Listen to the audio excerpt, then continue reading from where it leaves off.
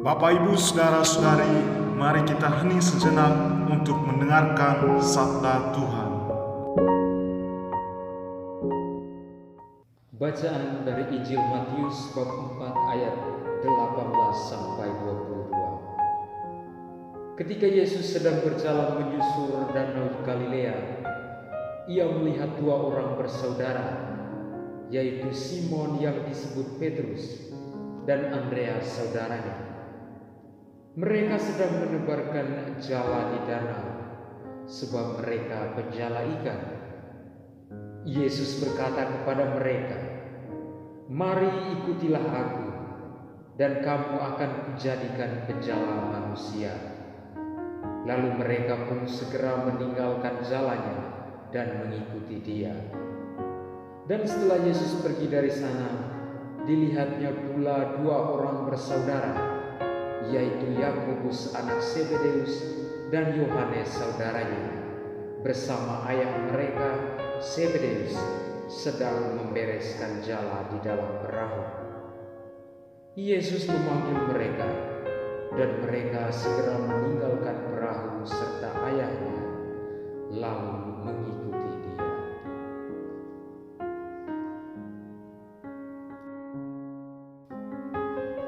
Saudara-saudari yang terkasih dalam Kristus, bacaan suci yang ditampilkan oleh penginjil Matius hari ini melukiskan tentang panggilan mengikuti Yesus yang dialami oleh kedua rasul, Simon yang disebut Petrus dan Andreas saudaranya. Panggilan yang diterima ketika mereka sedang menebarkan jala di danau. Sebagai respon dari ajakan itu, mereka segera meninggalkan jala dan mengikuti Yesus. Menanggapi panggilan itu, kedua rasul tersebut meluncurkan dua sikap yang sama, yaitu mendengar dan kedua menanggapi secara spontan tanpa sebuah kecemasan dan keraguan. Kendati mereka tahu bahwa panggilan itu mengharuskan mereka untuk meninggalkan segala milik mereka, baik keluarga maupun harta yang mereka miliki.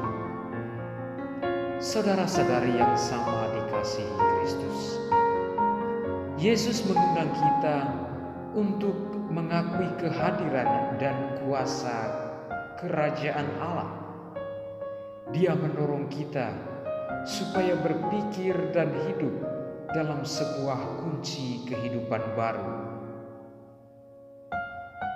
Undangan yang dialamatkan kepada kita semua, "Ayo ikutilah aku," bukan semata hanya panggilan untuk kepercayaan yang baru atau hidup baru, namun melampaui itu bahwasannya panggilan untuk bersama Yesus, untuk berintimasi dengannya, untuk belajar darinya, dan untuk berbagi kehidupan dengannya.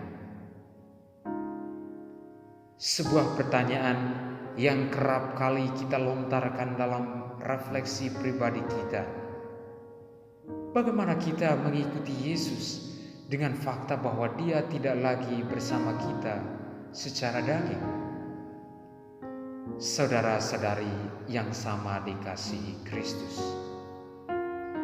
kesadaran untuk mengikuti mesti diawali dengan mengakui Dia sebagai juru selamat dan Tuhan. Sembari tenggelam ke dalam hubungan dengannya melalui kasih karunia iman, dengan mengosongkan diri agar kekosongan itu diisi oleh rahmat-Nya yang berlimpah.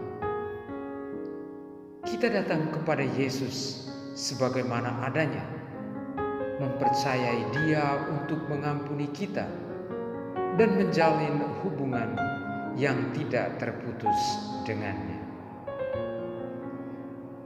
Saudara-saudari yang sama dikasihi Kristus, dalam konteks perjanjian baru, kita menikmati kehadirannya melalui doa kita, bacaan-bacaan kitab suci, penyembahan dan pelayanan kita terhadap sesama.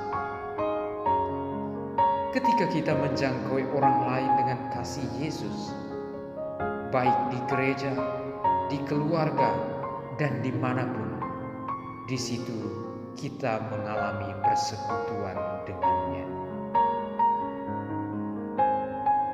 Yesus juga membuat dirinya dikenal oleh kita melalui umatnya.